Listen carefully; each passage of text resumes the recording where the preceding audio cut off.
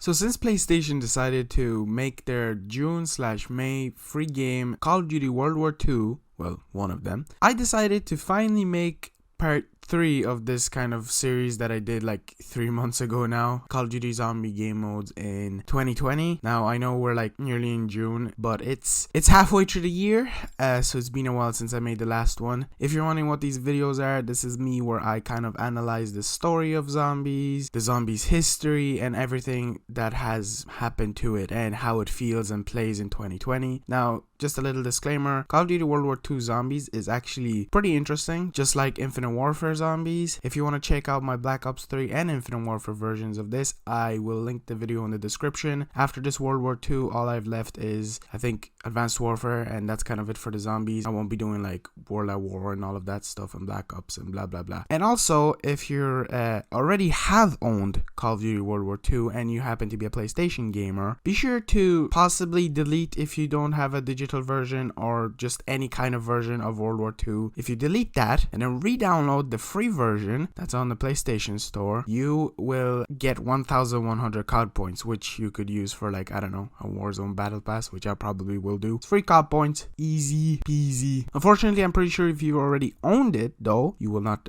get the 1,100. Anyway, without further ado, let's get into the story/history of the game. Let's talk a bit about the history of Call of Duty World War II. Now, personally, I was absolutely obsessed with this game. For some odd reason, just the setting and everything else that was being shown about this game got me so hyped up for it that I was, a week prior, just kind of burnt out and literally could not play anything else. And all of a sudden, the zombie game mode leaked on Reddit. I could not stop watching it, and I'll never forget the day that the game came out. I had pre-ordered, but there was no midnight release. The day it came out, I went, picked it up, and I played for like 2 days straight. It was very bad. It was very bad for me, for my health, but it was amazing. And I completed the Easter egg for the zombies for the first map by myself, obviously, because if you didn't know, in the first map, the Final Reich, the zombie kind of Easter egg, easy one, is kind of told to you. It's not like in every other Call of Duty Zombies where they kind of don't tell you.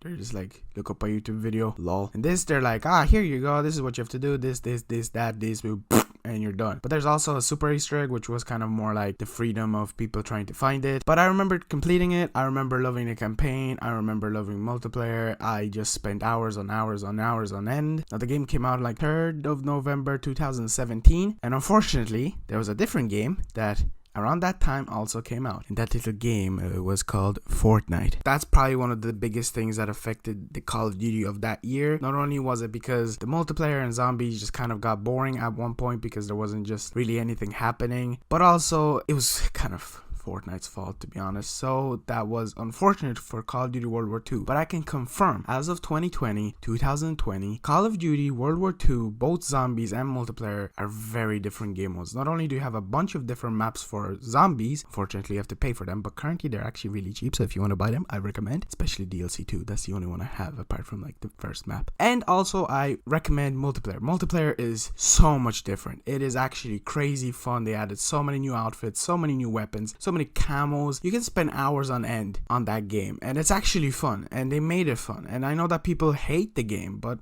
it's actually a pretty good Call of Duty for what it is. And unfortunately it wasn't like that off the bat. It had to take it a while. So if you are new and to this Call of Duty World War II experience, it's fun. It is actually really good, and you have some challenges here and there, some time consuming stuff, so you can enjoy it sometimes. So I will try my best to explain the story of World War II zombies as best as I can. I'm going to recommend, if you actually want the story in full detail, there are plenty of videos on YouTube and just on the internet in general that are going to do a way better job than me, as I will most likely confuse myself and you as I try to explain this. Now do bear in mind, this isn't what the video is supposed to be about. The video is supposed to be about like zombies in 2020, but I decided to, explain the story. Now we get introduced to these 4 characters at the beginning of like this cutscene for the zombie game mode. The first one being Jefferson Potts. He is kind of a guy who's history with military and knows his weapons and stuff. Second one is Olivia Durant. I don't know if I said that name right. She is a former art historian and she knows her way around weapons and stuff, and she's a member of this team that is going to be going on an adventure to save Art and a brother of one of these characters. By art I mean like, paintings and stuff. I think. Third character is Drustin Hind. I think I said that wrong as well. He's a former art thief, and he was given this option to either go to prison or go on this adventure to get art back. So he is just kind of this guy who, you know, is supposed to be going to jail. But, you know, it's war. It doesn't matter. He is on an adventure with them. And this last and final character is probably one of the most important. Her name is Mary Fisher. Now, she is going on this adventure mainly to go rescue her brother from this evil scientist called Straub. I think that's his name. He basically has found out that it is possible to use people that are dead as weapons, which is kind of interesting in my opinion. Actually very interesting, as it kind of makes sense. And, you know, in history, at World War II, the Nazis have actually tried this. They have tried, not exactly on dead people, I don't think so, but they have tried to do special, like, creepy weapons out of people. And kind of Sledgehammer World War II have tried to, you know, make it slightly realistic. Obviously, it's not very much, but the game is actually very scary. There are some jump scares that unfortunately you get used to after playing a lot, and it just kind of loses its touch. But anyway, this evil bad guy Straub is teamed up with Mr. Klaus Fisher, who is the brother of Mary Fisher, whatever her first name is of pronouncing. They get into some kind of feud, and he punishes Klaus by sticking him onto this weird creation they did of all these people, which is like this weird boss fight that you do at the end of like both different Easter eggs, the hardcore one and the normal one. And then unfortunately something happens where like he gets sucked up into this blimp and he blows up. There's a lot of things involved in this, like weird powers that they found out. But anyway, long story short, the brother somehow survives, and at the end of the hardcore Easter egg, you have this sword hilt, which is the second reason you came to this, to rescue it or bring it back. And the brother, for some odd reason, decides to walk off and commit, unfortunately, suicide at a trap. Now, the second DLC, you basically go after this crazy scientist Straub to try... Sorry, I don't know that. Do you mind? Okay then. My Alexa decided to talk. Anyway, in the second DLC, you go on this crazy adventure to hunt him down. Or the first DLC. Second DLC as well. You go to Berlin. I recommend the second DLC if you want to buy any of them. Second DLC is actually kind of fun. Anyway, you follow him, yada yada. Then the third DLC, they kind of change it up, which is more of like a stage based DLC. So you don't actually like play one map, you go through these weird stages, and I don't really like it the way it looks. I've never played it, but it's weird. I think it also has something to do with the story. I'm not 100% sure. And in the last DLC, you find this weird throne room that has a lot to do with this artifact that you found. Turns out the brother's alive. There's some weird stuff said, blah blah blah, and it kind of ends on like a cliffhanger. Unfortunately, I don't think we'll ever get like World War 3 or whatever you want to call it, like World War 2, a sequel to this franchise they've created. Maybe we'll just get like a different game. I'm also pretty sure we'll never get another part to this story, is because not only have they ignored Advanced Warfare zombie story, which also ended on a cliffhanger,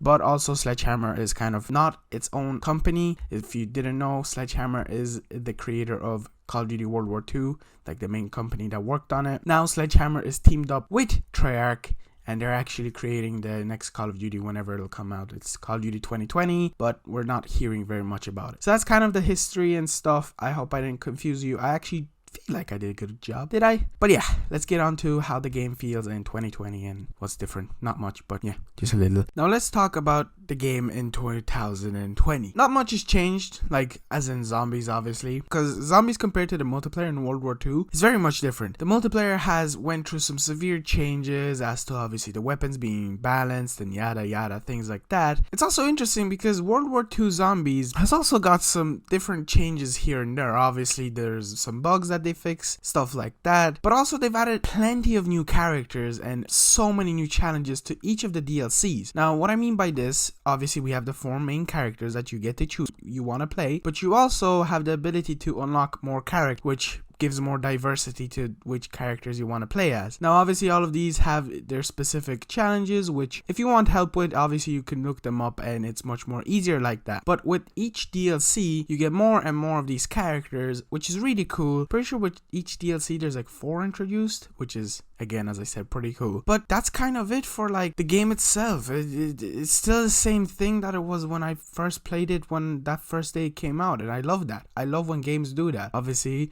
I could mention mentioned plenty of games that constantly change, and in my opinion, that just affects the gameplay and game itself. But Call of Duties have stuck around the same for forever, and that's probably one of the coolest things, that you can just come back to the game and play it. And it's mostly with zombies, because you can't change zombies that much. Obviously, there are specific ones that have went through some severe changes. If anything, it's just the multiplayer that gets changed. So like doing these kind of videos that, oh, this zombies game mode in 2020, if anything, I'm just going down memory lane, and I just talk about my experiences, the story, and what it feels like to play. And I have to be honest, if you haven't played the game yet or haven't played zombies yet, I recommend it. It is definitely spooky. So if you're new and you haven't played it so much that you already know which jump scares which, then you're quite of a bit adventure, because it's kind of spooky. That's kind of it. If you haven't decided yet if you want to buy it, or if you haven't decided yet if you want to get it for free, I fully do recommend. It's fun. Call of Duty World War II